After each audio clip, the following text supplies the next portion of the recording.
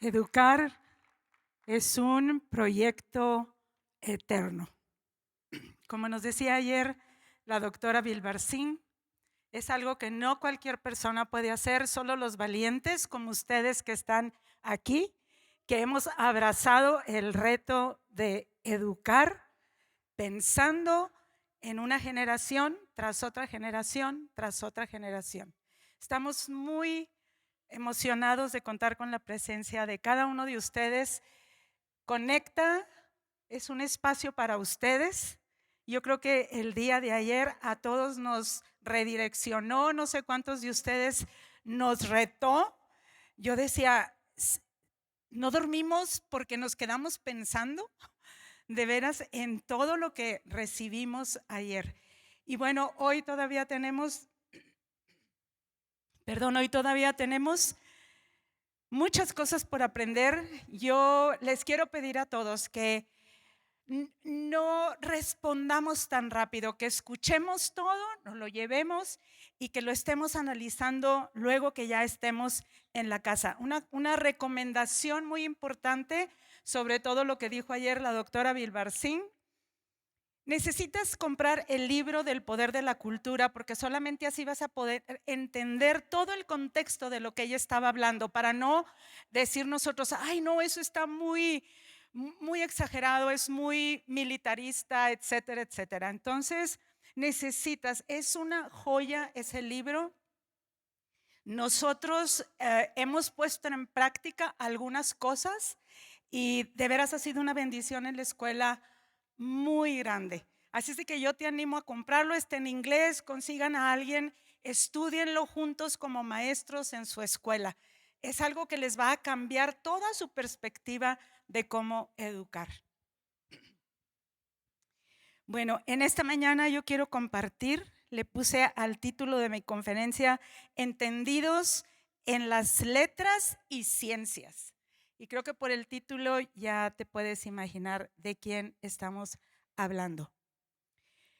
Como educadores necesitamos preguntarnos, ¿qué clase de persona queremos que se gradúe de nuestra escuela?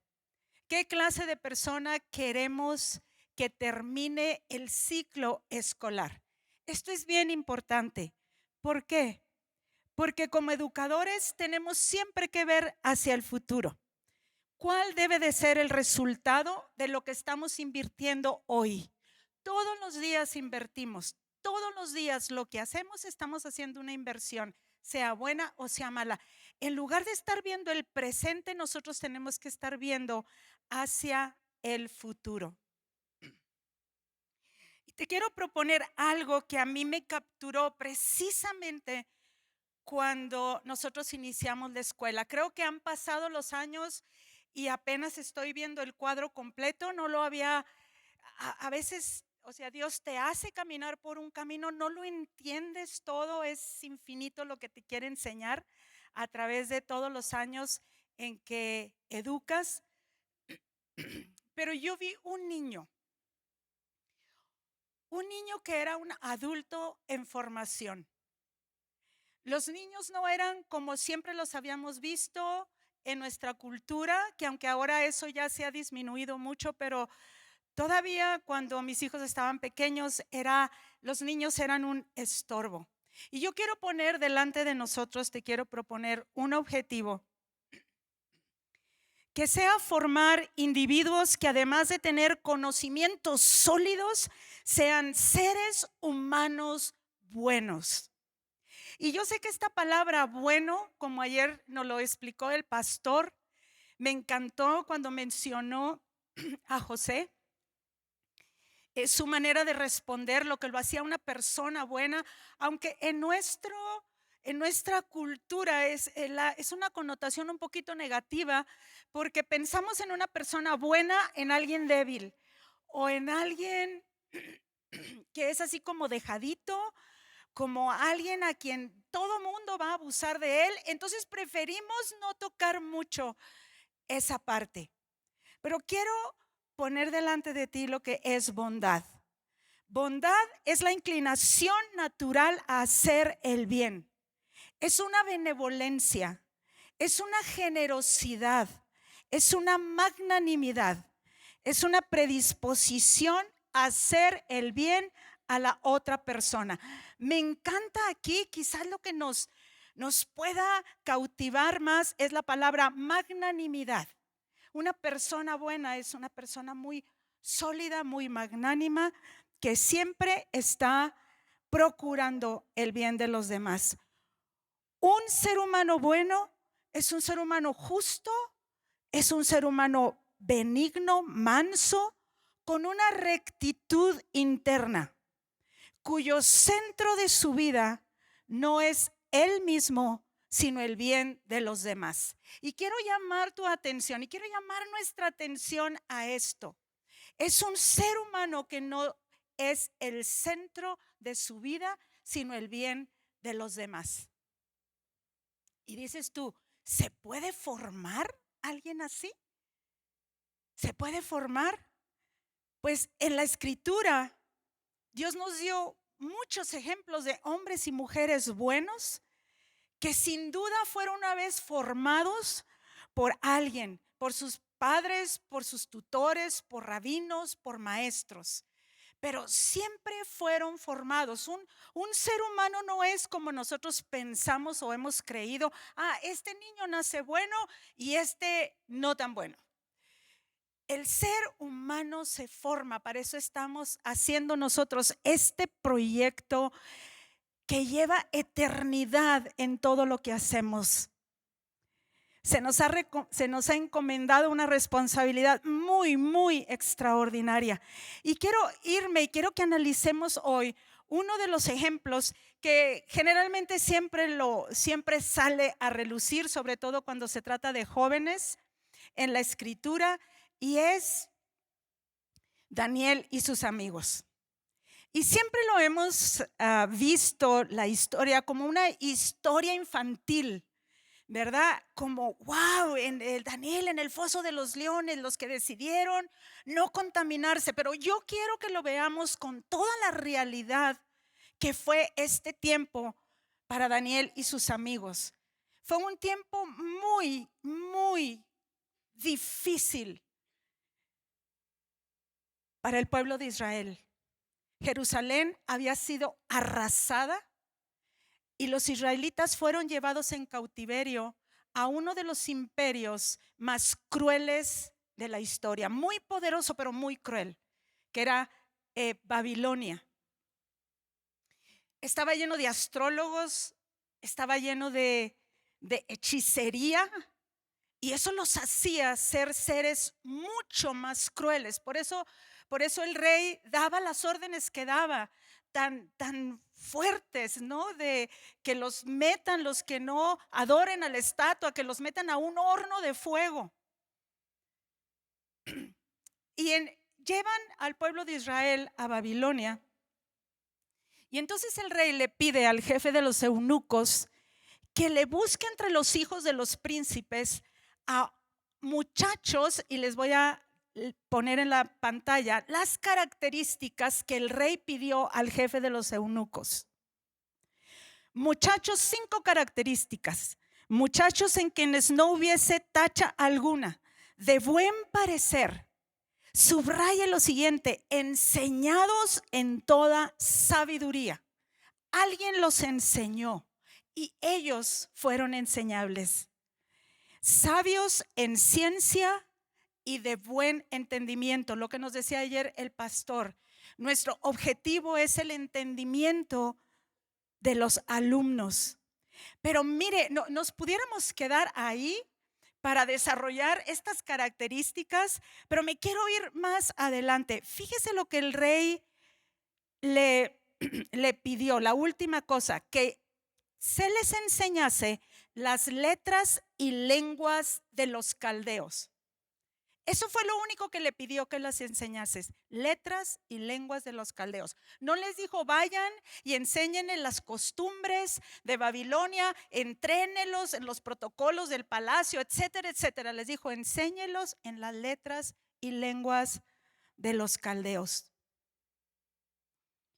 Se encontraron entre esos muchachos a los 4 héroes: Daniel, Sadrach, Mesach y Abednego. Bueno, esos fueron los nombres que les cambiaron estando en Babilonia. Curiosamente, a Daniel no le cambiaron el nombre.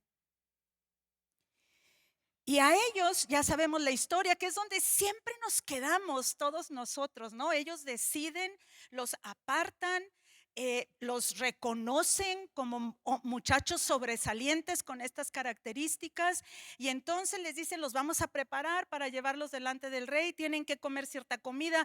El vino que tienen que tomar es el que toma el rey. Son comidas que son dedicadas a los ídolos, y ellos deciden y dicen: no, nosotros no nos vamos a contaminar. Esto es lo que siempre admiramos de esta historia: la determinación de estos jóvenes, que se cree que tenían aproximadamente 13 a 15 años. Y con esta determinación, quizás aterrorizados por lo que vieron, porque vieron arrasar Jerusalén, vieron destruir el templo, vieron saquear el templo, su identidad como cultura, como individuos, como país, fueron llevados con un jefe de eunucos, que quiere decir que fueron castrados, con un dolor, y en medio de todo no fue apagada su convicción. Y todos nos quedamos siempre admirados con esto, pero yo me quiero ir más adelante. En Daniel 1:17, y esto fue lo que me capturó. Cuando Dios me cautiva con algo, batallo un poquito para poder explicarlo. Espero que lo haga bien. Dice: a estos 4 muchachos Dios les dio conocimiento e inteligencia en todas las letras y las ciencias. 2 cosas muy importantes. Pero Dios es el que les dio esta inteligencia y conocimiento, letras y ciencias. Dice: y Daniel tuvo entendimiento en toda visión y sueños. Y entiendo por qué. Era un país de agoreros. Entonces, cuando las verdaderas visiones de Dios tenían que sobresalir sobre todas las visiones y adivinaciones de todo este pueblo, pero Dios derrama sobre ellos estas 2 cosas tan importantes: letras y ciencias. Y mira, vamos al 1:19. He leído muchas veces el libro de Daniel, pero a veces no ponemos la atención que debemos. Dice: y el rey habló con ellos, y no fueron hallados entre todos ellos otros como Daniel, Ananías, Misael y Azarías. Estos son sus nombres originales. No fueron, el rey quería hablar con ellos. Y miren lo que dice: en todo asunto de sabiduría e inteligencia que el rey les consultó, los halló 10 veces mayores que todos los magos y astrólogos que había en todo el reino. El rey los consultaba a muchachos de 15 años. Eran consejeros del rey. Un día llegaron a ocupar puestos de gobierno en Babilonia muy fuertes. Pero cuando yo dije: Señor, nosotros queremos formar, no sabemos en realidad todo lo que estamos formando mientras estamos enseñando, mientras estamos enfrentando todos estos retos que vimos ayer, mientras estamos quizás nosotros levantando los Danieles de esta generación. Pero ¿cómo? Porque aquí está bien claro, porque tú dices: queremos saber los cómo, pero aquí está en la escritura: les dio Dios conocimiento en letras y ciencias. Voy a definir ciencias, no quiero, sería otro tema. Solamente lo voy a definir. Las ciencias es el conjunto de conocimientos sistemáticos comprobables que estudian, explican y predicen los fenómenos naturales, sociales y artificiales. Juan Comenio decía que la ciencia se obtenía de observar la naturaleza, porque todos los fenómenos naturales que podíamos explicar por la ciencia venía de la observación de la creación. Pero no me quiero detener ahí, quiero ir hasta donde yo creo que Dios impregnó mi corazón de una manera muy fuerte. El lenguaje, la lengua, las letras. Una amiga muy querida, la doctora en literatura Walteria Tucker Roll, nos dijo: la lengua es el amigo del imperio. Con la lengua controlas la imaginación del aprendiz. Con la literatura empapas los gustos y preferencias de las personas, les muestras la belleza de la lengua. Por medio de un idioma, imperios pueden controlar, pueden limitar o pueden engrandecer la imaginación y la creatividad de los alumnos. Y con la literatura, con lo que leemos, todos los gustos se pueden cambiar. Lenguaje es el don más extraordinario que Dios nos dio. El lenguaje está formado por palabras. Palabras determinan nuestro mundo. Las palabras es lo que usamos para expresar nuestro mundo. Están conectadas con nuestra manera de pensar. No son simples vocablos aislados, están totalmente ligados a nuestra manera de pensar, nuestra manera de ver las cosas, de cómo se sienten las cosas. Amados, si hay algo que nosotros debemos hacer, es enseñar a nuestros alumnos a escribir de una manera correcta las palabras.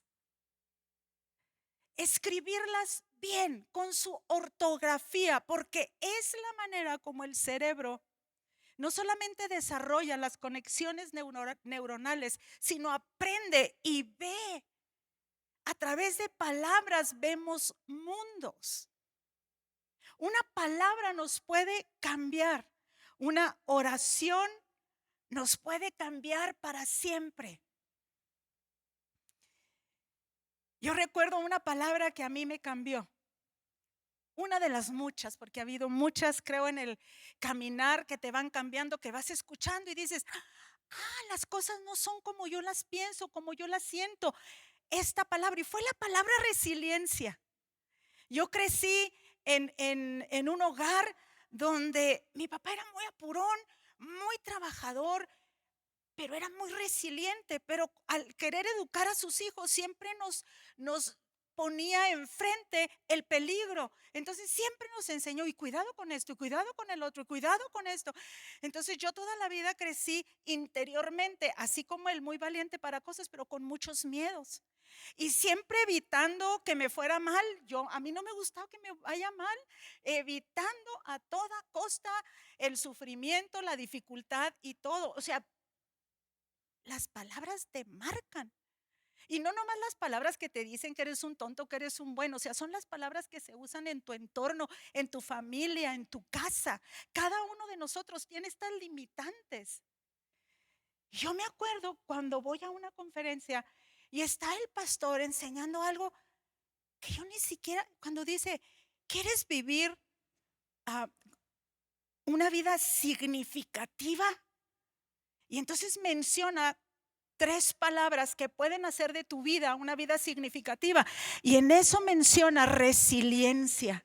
Y luego pone el concepto en las pantallas. Es la capacidad para levantarte después de enfrentar un trauma, una situación mala, un desastre. Hay adentro del ser humano una capacidad de resiliencia. Y yo dije: ¿y yo toda la vida miedosa? Y dije: si me va mal, ¿verdad? Porque mi marido siempre me trae en muchos retos y yo siempre voy y digo, no me hago un lado, pero siempre voy con muchos miedos. Y entonces yo dije, pues, o sea, si me va mal, yo tengo resiliencia. Entonces es entrarle a las cosas de una manera diferente. Una palabra te puede cambiar la vida. Una palabra, una oración te puede cambiar la vida. La comunicación humana es uno de los procesos neuronales más complejos que existen. Te quiero leer la definición.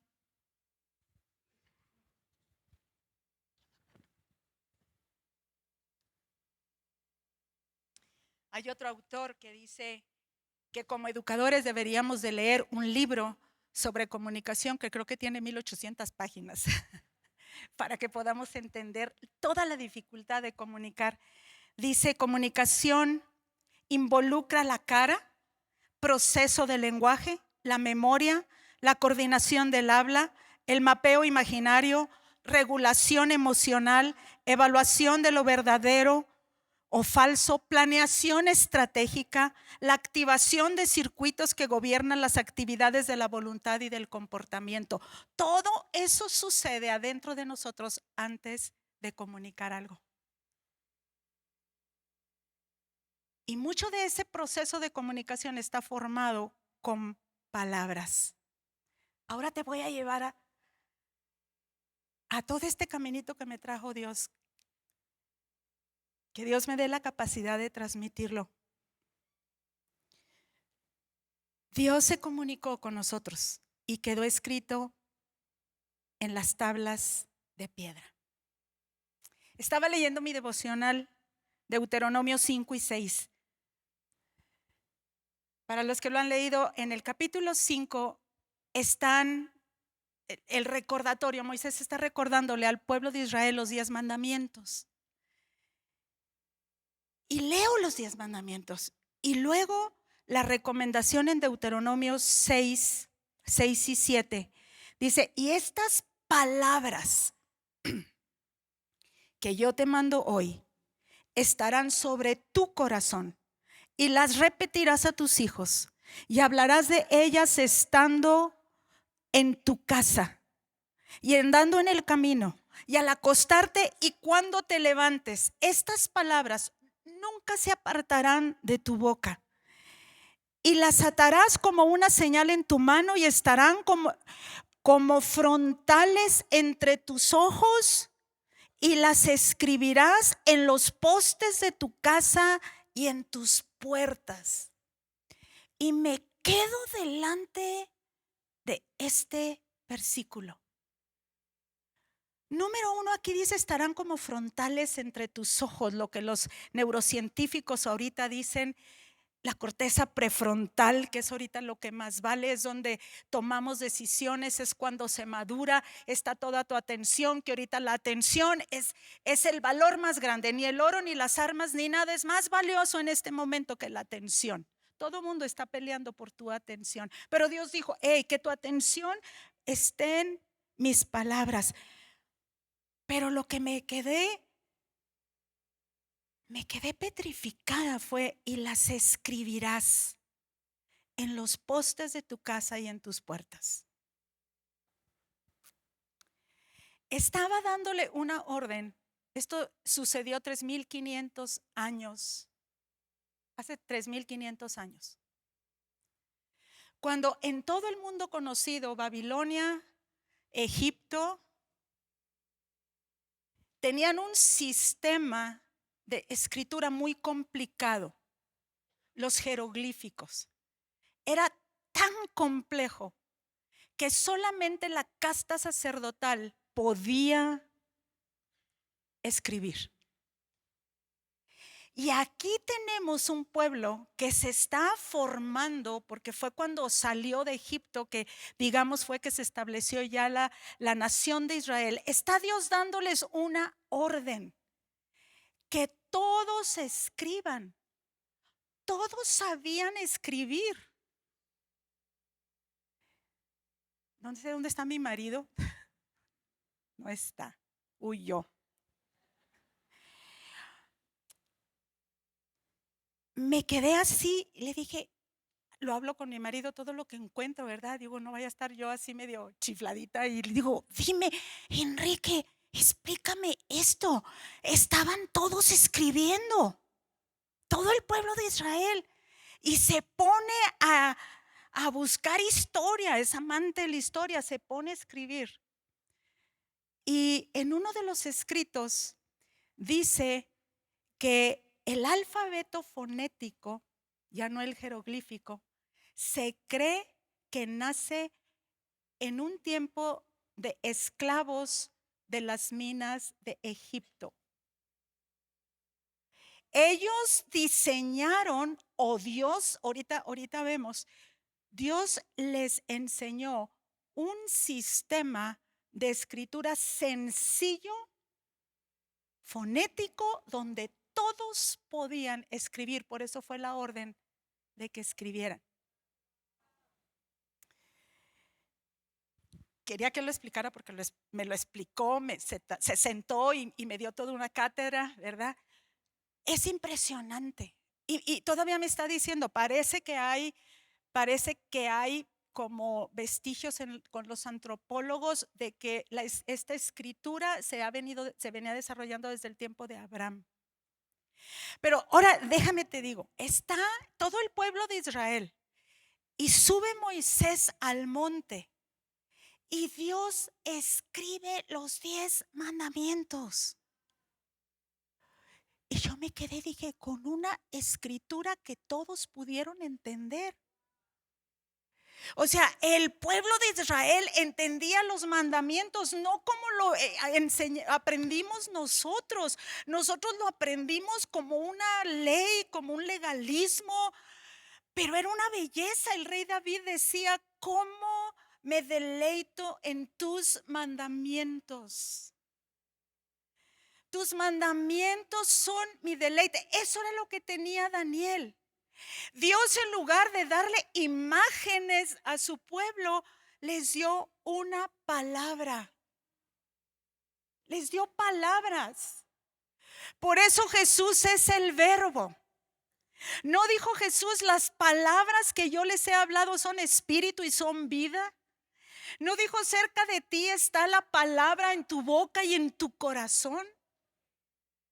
Si guardas mi palabra, mi Padre y yo te amaremos y vendremos y haremos morada en ti. Palabras, el verbo.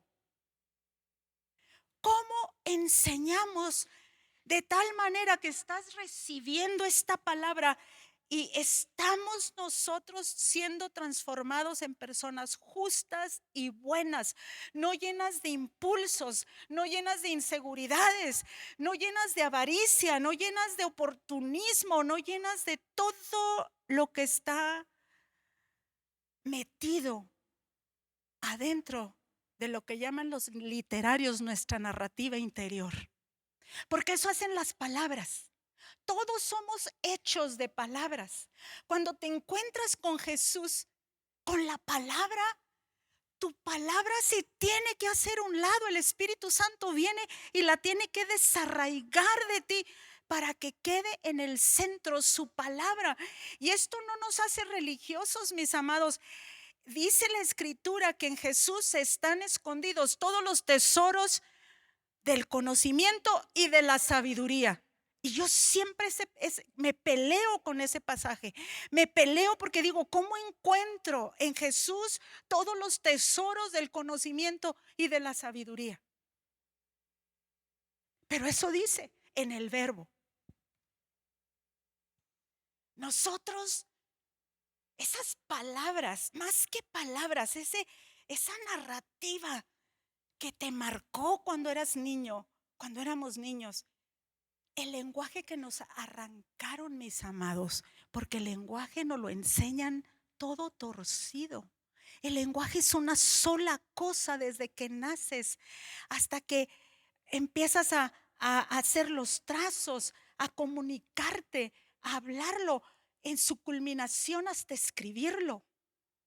por eso las escribirás. Tenemos que enseñar a nuestros alumnos a escribir cada palabra bien. Nosotros en Instituto Las Américas tenemos manuales. Maestro que entra, se les da un curso de gramática y ortografía. Yo espero venderlo pronto a través de la... Porque ahorita la queja principal de educadores, de doctores. Platicábamos con una maestra, una señorita que tiene una maestría, y dice, llegan con unas faltas de ortografía tremendas. Dice, yo tengo que escoger mis batallas, o les enseño o los corrijo. Pero déjame te digo, si no los corriges, no los estamos enseñando bien. No sé si a ti te ha pasado ahorita que, bueno, que mucho es comunicación escrita, que también necesitamos enseñar el protocolo de cómo escribir a través de las redes. No sé si cuando te llega que a alguien se le fue la mano, ¿verdad? Y escribe tu nombre con minúscula. No, dígame si no se siente ofendido, dígame si no le falta nada. Así como que, o cuando te escriben Dios, nuestro Dios creador con D minúscula. Es que sí, somos hechos para la palabra. Dile a tu vecino, somos hechos de palabras.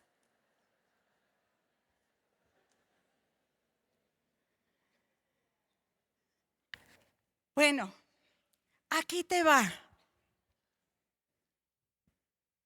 Esto me lo...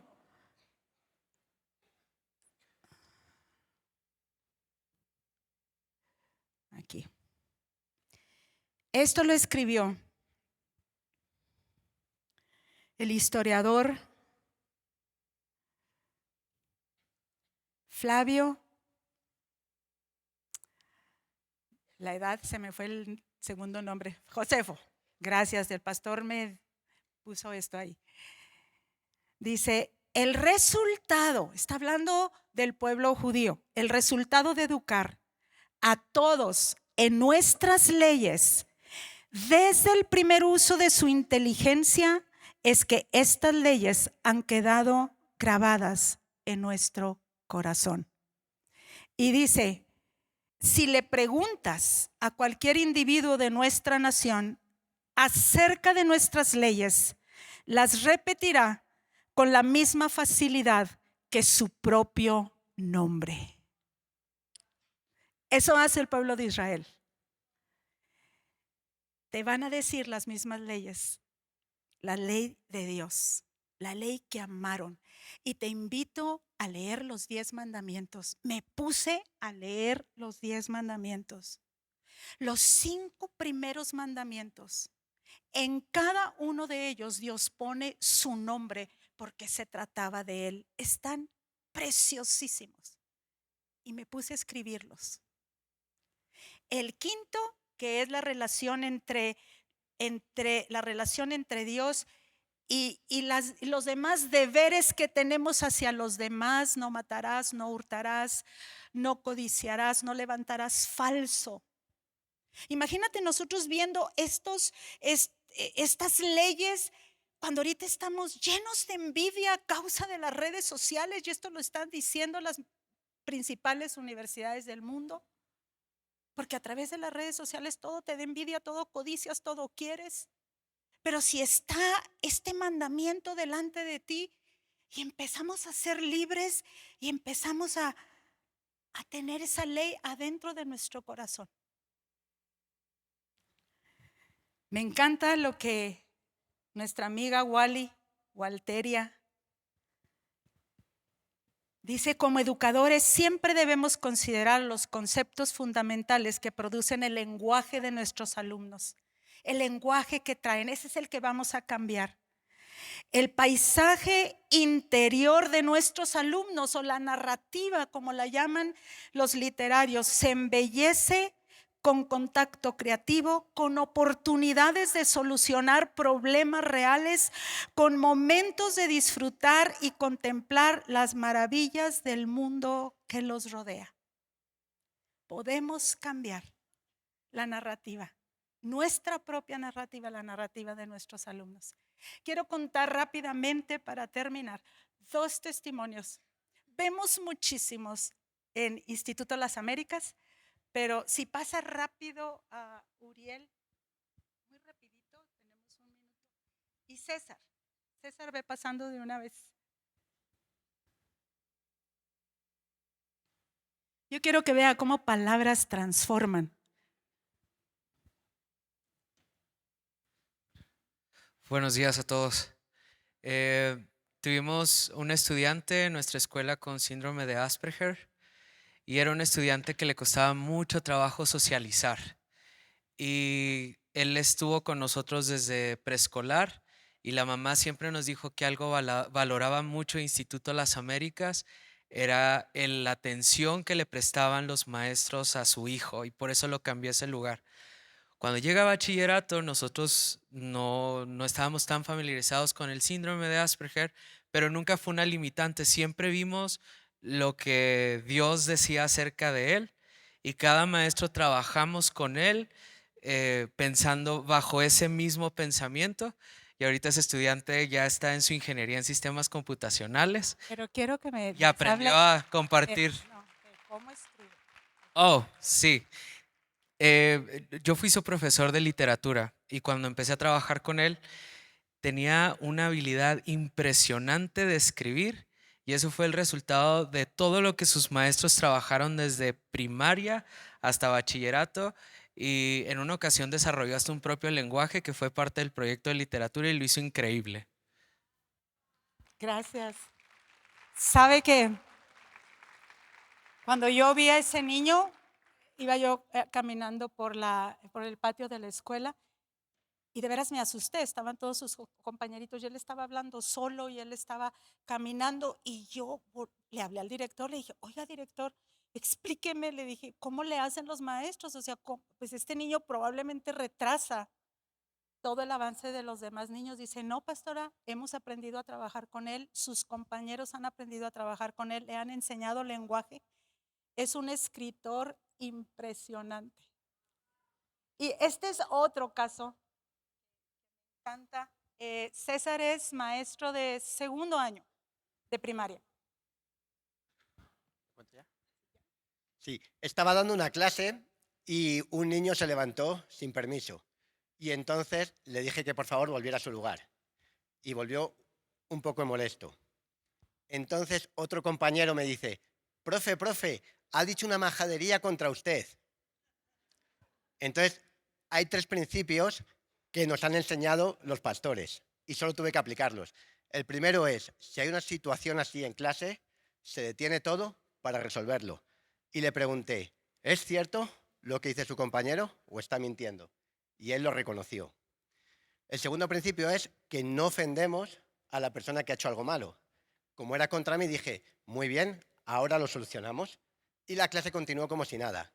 Luego él fue al recreo, comió, se le pasó el enojo y 10 minutos antes de volver al recreo, hablé con él y apliqué el tercer principio que nos han enseñado. Y es que entienda lo que ha pasado, no porque se lo explico, sino que con preguntas le llevo a esa respuesta. Entonces yo le dije, ¿cómo te habrías sentido así? Lo hiciste conmigo de frente, lo hiciste a mis espaldas, con otros compañeros. Y él lo entendió, me pidió disculpas y luego... ¿Me pueden pasar la carta? Quiero que todos la lean y les quiero leer la carta. Un niño de 7 años, ¿7 años? Sí. 7 años. Querido profe César, lamento lo que pasó estos últimos días. Lo que ha pasado es muy malo. Tal vez sea un matemático, porque se cree que es buenísimo en matemáticas. Pero ¿de qué me sirve si estoy haciendo mal? Y lo lamento mucho. Sé que usted también tiene sentimientos y a mí no me importó. Entonces le pido una disculpa. Me siento culpable de haber dicho esas cosas atrás de sus espaldas y reconozco que eso es traición. Con mucho cariño y amor, Omar.